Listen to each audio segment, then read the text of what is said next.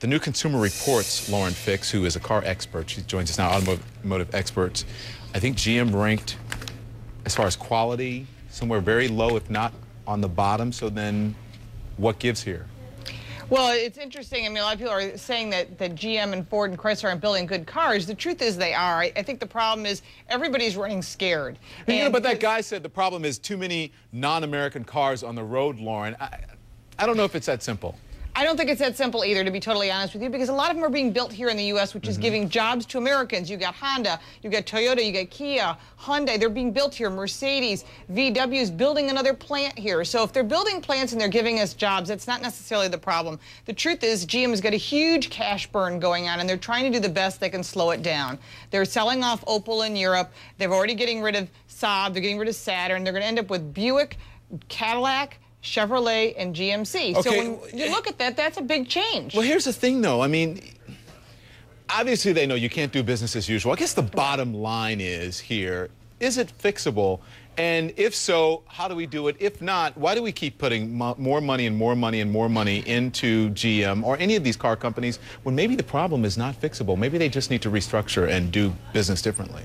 Well, I think that's why they're putting out that little bit of a threat of we might go bankrupt. I think it's a pressure on the UAW to say, listen, we've got to renegotiate these contracts. And UAW's basically stuck their heels in now. I know they've given a lot and their people have given a lot. But, you know, when they already have their golf course and all their nice things going on, you've got a lot of people out of jobs. And they're letting a lot of people go, not just in upper management, but you've got blue-collar workers, and it's affecting a lot of people. We are in such a bad situation in our economy now that when you throw out that B word of bankruptcy, it scares people. They've already lost. I got a real quick. of sales. I got a real quick question for you, Rich. Is really, let's talk practicality. It's not. They haven't gone out of business yet. A lot of people own GM cars. So if you own one, lease one, you're worried about getting a repair. Where should you stand on that? Is this a real concern for folks? Not at all. Not at all. GM is not going Chapter 7. They're not going to dissolve and disappear off the planet. If they reorganize, it's actually better for consumers because they'll come back stronger. Not necessarily like the airlines or the steel company. I'm not saying this is the best choice, but we're already in such a bad position with their sales being down over 50%.